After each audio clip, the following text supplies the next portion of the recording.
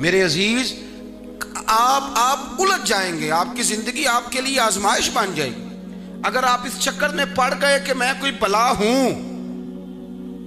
बड़ा बड़ा समझदार आदमी और बड़ी बड़ी खानका का नाम लेने वाला जब वो चौक में खड़ा होता है ना कि पहले मेरा इस्तकबाल करो फिर मैं जाऊंगा, तो महसूस होता है कि अभी कच्चा है, अभी कच्चा है, अभी मजा नहीं आया, काश ये पक जाता। हजरत उमर बिन अब्दुल अजीज रहमतुल्लाह अलैह तशरीफ फरमाते तो खादिम आपके पास बैठा था। अब खादिम को बंदा खिदमत कराए ना तो फिर वो खादिम किस बात का। खादिम पास बैठा था तो नौजवान था, उसकी ड्यूटी थी रात को अमीरुल मोमिनीन के पास बैठने की, तो वो सो गया और लेट गया, आराम आ गया। तो मेहमान कुछ आए हुए थे, वो बातचीत कर रहे थे, तो अचानक चिराग गुल हो गया।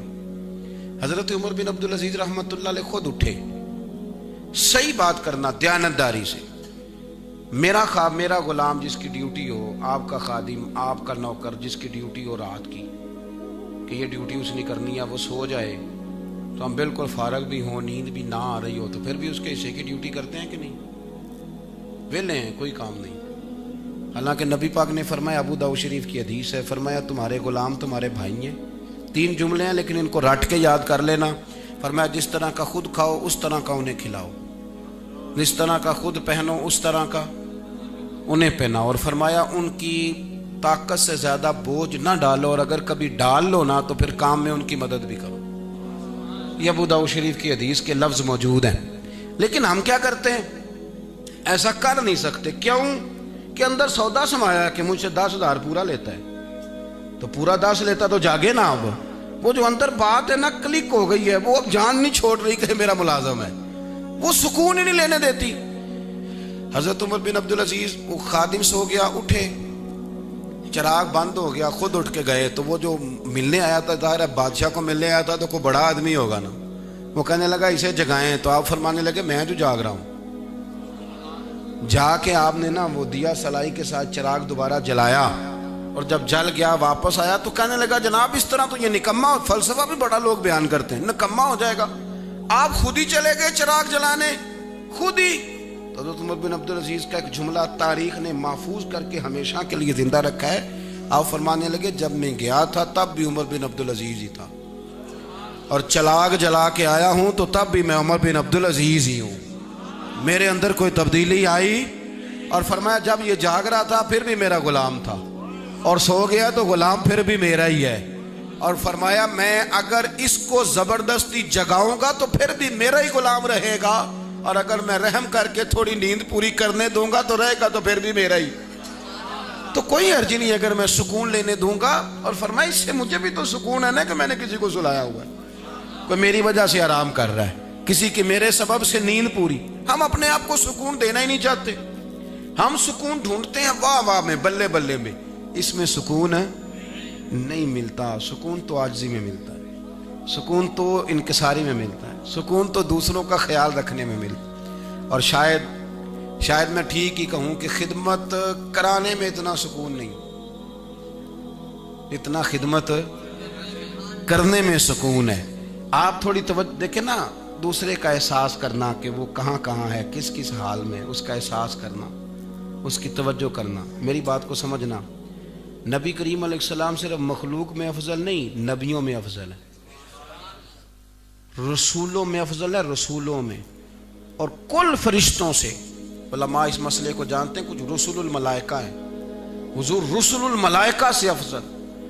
बल्कि मोटी बात यह है कि बादत खुदा बुजुर्ग तुई, किस्सा मुख्तसर, इतना बड़ा दर्जा, इतना बड़ा।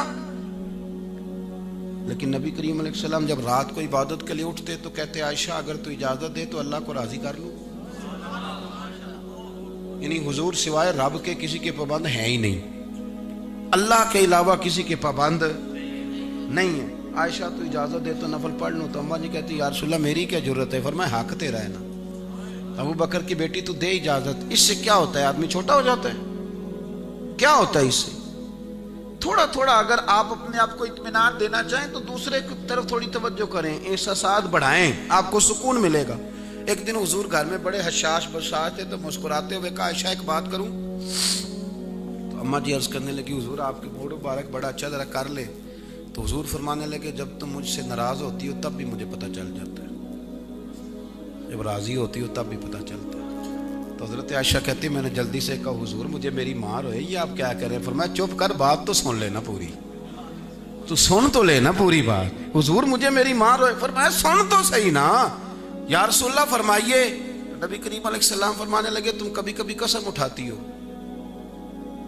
कहाँ उठाती हूँ? तो फरमाया जब होती हो ना नाराज तो कहती हो मुझे इब्राहिम अलैहिस्सलाम के रब की कसम, और जब राजी होती हो तो कहती हो मुझे मोहम्मद मुस्तफ़ा के रब की कसम। कहती हो कि नहीं? तो जनाब आयशा कहती है मैं लबों से मुस्कुरा रही थी पर मेरी आंखों में आंसू थे, और मैंने कहा महबूबा तेरे कुर्बान जाऊं, मेरे लफ्जों का भी एहसास फरमाते हो, यहां तक आप तवज्जो करते हो, यहां तक करीम कि मैं बोल क्या रही हूं, और मेरे मेरे जो लफ्ज है उनके अंदर दर्द छुपा है या गुस्सा छुपा है, रजा छुपी है या नाराजगी छुपी है। खुदा रख, वो जो बेटी ब्याह के आपके घर आई है वो किसी की बेटी है, उसका बाप उससे बड़ा प्यार करता था। उसकी माँ अगर कभी रात को कहती थी ना कि बेटी तू पानी ले आ, तो अब्बा कहता था नहीं उन्हें सौन दे, मैं ले आऊंगा। तो तू समझा ही नहीं, तूने कभी गौर ही नहीं किया कि ये किसी के घर की रानी थी, ये किसी की मलक थी। तो तेरे घर आ गई है तो तूने रंग ढंग ही सारा बदल डाला है। तू शिकायतें शुरू कर दी हैं, तू शिकवे करता है कि सवेरे उठती क्यों नहीं, ये रात को मेरी आवाज़ पे आती क्यों नहीं। पता नहीं है कि रसूल करीम अलैहिस्सलाम के वो एहसास की शिद्दत। फरमाया आयशा मैं तेरे लफ्ज़ों, सैयदा आयशा सिद्दीक़ा फरमाती है मेरी तबीयत शदीद अलील थी, मैं लेटी हुई थी, हुजूर आए और आके फरमाया आयशा मैंने खाना खाना है, रोटी बना दो। मैंने अर्ज़ की या रसूलल्लाह मेरे सर में दर्द है, तो मैं उठती हूँ हुजूर इसलिए लेटी थी। कुर्बान जाऊँ करीम रसूल के तरीक़ों पर। फरमाया ला मुझे आटा दे, मैं तुझे आटा गूंद देता हूँ, तू मुझे रोटी पका दे।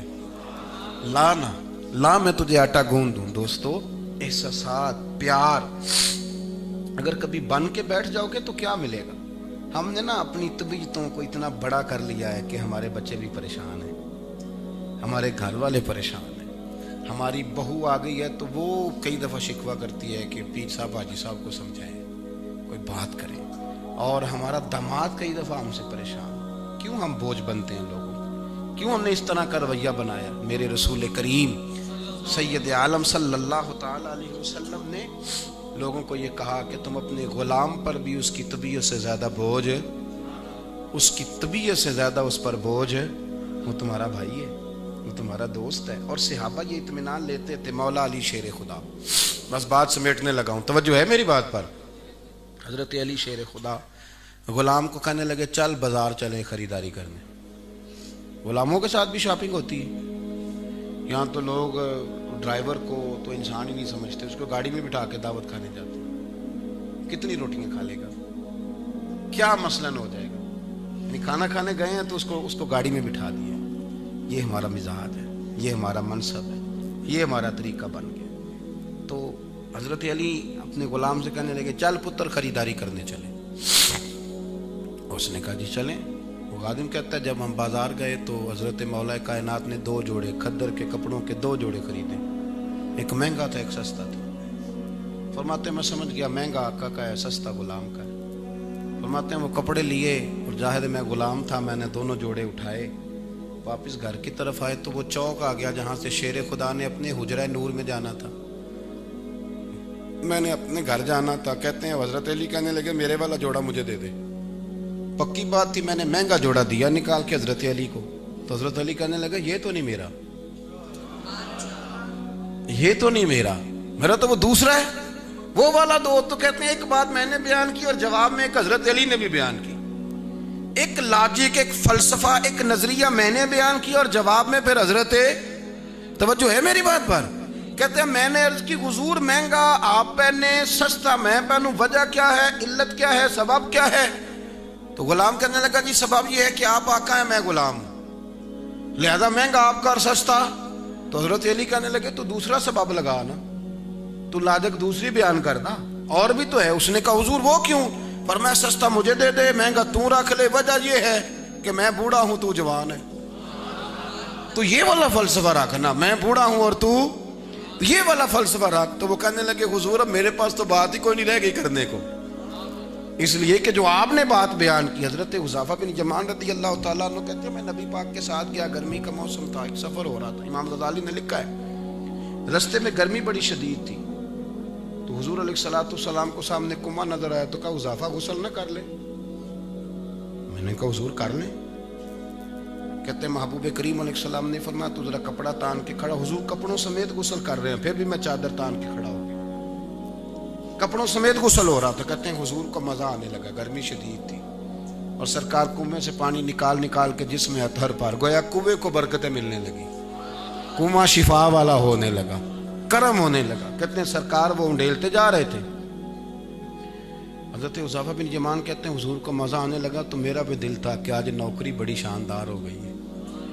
मैंने कहा हुजूर मज़ा आ रहा है, थोड़ा और गुस्ल फरमा ले। कहते हैं सरकार ने और गुस्ल किया और गुस्ल किया और गुस्ल किया।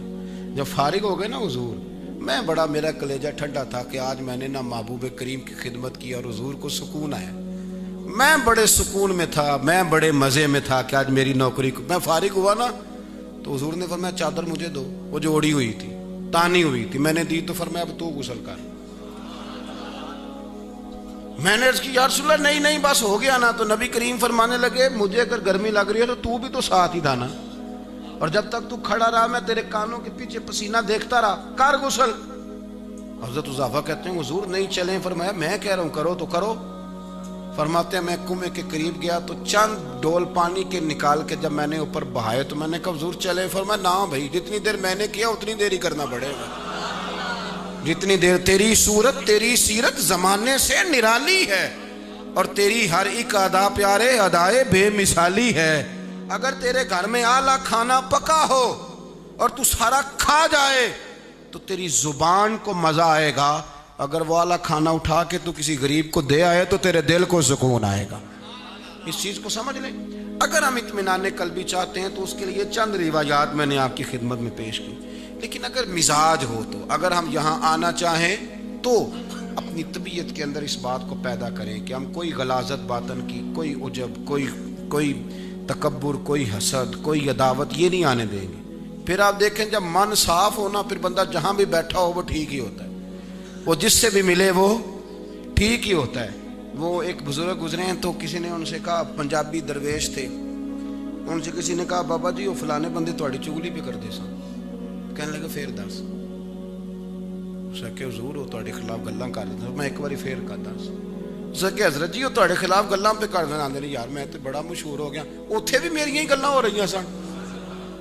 बड़ी गल है भाई मेरी, उत्थे भी वो बंदा कहता मैं परेशान हो गया कि मैं शिकायत लगाने आया था, बाबे एदा भी मजा ही ले लिया। ये है दिल को सुकून देने वाली बात। जितन जितन हर कोई खेडे, अज हारन खेड फकीरा, जितन दा मुल कौडी पैंदी, हारन दा मुल हीरा। कहने लगे पुत्र मैंने तो पता ही नहीं सी, उत्थे भी मेरियां ही गल्लां हो रही सन। बड़ी गल है भाई मेरी, उत्थे भी मेरियां ही हो रही है। तो ये है जब आपने लुत्फ लेना है, जब अपने दिल को सुकून देना है, तो नहीं तो फिर आप दांत चबाएंगे। वो मेरे खिलाफ बात कर दी, यानी माँ बदौलत के बारे में, यानी मेरे बारे में ही बात कर दी। अपने आप को अगर आप सुकून दें, मुझे हदीस याद आ गई, मैं पढ़ के बात समेटता हूँ। हज़रत अबू हुरैरा कहते हैं, बुखारी मुस्लिम में मिशकात में मौजूद है, कुछ लोगों ने आकर अर्ज़ की या रसूलल्लाह काफिरों ने तो आपका नाम ही माज़अल्लाह सुम्मा माज़अल्लाह नकले कुफ्र कुफ्र नबाशत बिगाड़ दिया, नाम बिगाड़ दिया। मोहम्मद का माना है अल्लाह जी युहमदु हमदन बाद हमद, जिसकी बार बार तारीफ की जाए। तो वो तो माज़अल्लाह सुम्मा माज़अल्लाह नकले कुफ्र कुफ्र नबाशत, वो तो मुज़म्मम कहने लगे और ये कह कह के गालियां देते हैं। कहते हैं बंदा आया तो बड़े जज्बात में आया, हुजूर मैंने काट डालूंगा, मैंने मार डालूंगा, आपको मुज़म्मम कह के गालियां देते हैं। कहते हैं हुजूर ने चेहरा देखा तो माहौल और था, जब बात सुनाई तो हुजूर हंस पड़े और हंस के फरमाने लगे यश्तमीऊन मुज़म्मम व यलानून मुज़म्मम व अना मुहम्मद सल्लल्लाहु अलैहि। फरमाया वो तो किसी मुज़म्मम को गालियां दे रहे थे, पता नहीं कौन है मुज़म्मम जिसको वो बुरा कह रहे थे, मुझे तो रब ने मोहम्मद बना के भेजा है और मैं तो मोहम्मद हूँ, मुझे गाली दी नहीं जा सकती, मेरा नाम हो तो खुद ब खुद तारीफ हो जाती है। वो पता नहीं कौन था जिसको वो कह रहे थे, मैं वो नहीं हूँ, मैं तो मोहम्मद हूँ सल्लल्लाहु। हम ना जितने भी बेसुकून है ना, अब आखिर में कह लूँ, जितने भी बेसुकून है अपनी वजह से ही। अगर हम वो वजह निकाल दें ना जिसका मैदा खराब हुआ है शाम को, उसको पता तो है ना क्या खाया था। मेरी बात की समझ आ रही है? हाँ, जिसका सीना जला है उसे पता तो है ना बद परहेजी कितनी की थी। और जिसकी शुगर आज 450 हुई है उसे पता तो है ना कि रात क्या गोल खिलाए थे, कौन सा मीठा है जो डबल करके खाया है, तो तभी तो शुगर हुई है ना जी। तो अगर आप कहीं उलझे हुए हैं तो फिर पता तो है ना कि जख्म कहाँ कहाँ है। फिर थोड़ा बहुत अंदर का इलाज कराना चाहिए। फिर थोड़ी थोड़ी, वो दरवेश थे जिनको दुनिया बड़े बड़े नाम से कहती थी, आप गिलानी है, आप गौस पाक की औलाद हैं, उच्च शरीफ के हैं, पर वो सारी जिंदगी यही कहते रहे, की जाना मैं कौन वे बोले, वो की जाना मैं कौन, मुझे क्या पता मैं कौन, मैं तो ढूंढता फिरता हूँ मैं इकबाल अपने आप को, आप ही गोया मुसाफिर आप ही मंजिल हूँ मैं। मियाँ साहब का नाम मोहम्मद बख्श साहब, तो यहाँ सिख और हिंदू रहते थे, तो किसी ने कह दिया शायद ये वही मोहम्मद हैं जिनका मुसलमान कलमा पढ़ते हैं। तो अपनी नफ़ी करनी थी ना। वो ये भी कह सकते थे कि मैं वो नहीं, मैं उनका नौकर हूँ, मैं खादम हूँ, मैं उनके दीन का मुबल्लिग हूँ, बड़ी बातें हो सकती थी। लेकिन कहने लगे मैं ते बंदा ठग जे लोको, मैं ते बंदा ठग जे लोको, मैं ते बंदा चोर, और जिसदा खलकत कलमा पढ़ दी ओ मुहम्मद होर, जिसदा खलकत कलमा पढ़ दी ओ मुहम्मद।